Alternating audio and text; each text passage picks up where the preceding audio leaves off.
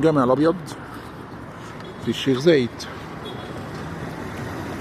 إسكان اجتماعي، ونكمل مسيرتنا في الشيخ زايد.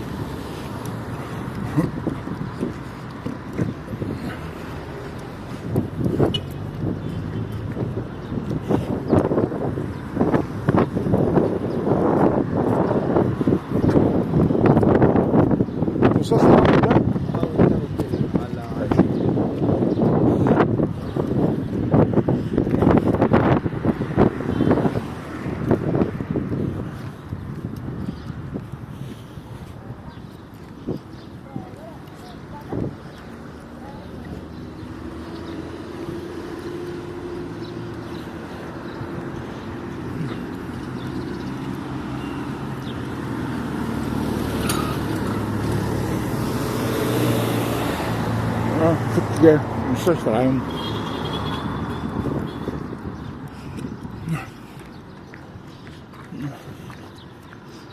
مناطق الخدمات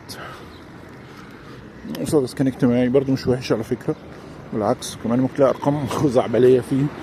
اغلب كتير منها اسكان اجتماعي، يعتبر ارخص اسكان اجتماعي دلوقتي في المدن الجديدة في مصر هي في بدر، في الاعلانات القديمة او الاعلانات الجديدة او الناس اللي بتبيع وما الى ذلك.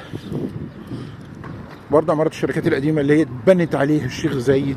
يا جماعه العماير القديمه دي ما يغركش ان هي قديمه، دول الناس السكان الاصليين اللي جم واشتغلوا وقعدوا هنا في مصر، قعدوا هنا وعمروا الشيخ زايد. ده من الاسكان الاجتماعي عشان الناس بتبقى محتاجه شقق بشكل ضروري جدا، هم اللي بيعمروا المنطقه وهم اللي بيبقوا خدمات وهم اللي بيشتغلوا وهم اللي بيظبطوا الدنيا. طبعا في بعض المحلات كده يعني خدت ترخيص وشغالين في دي مستشفى الشيخ زايد العام.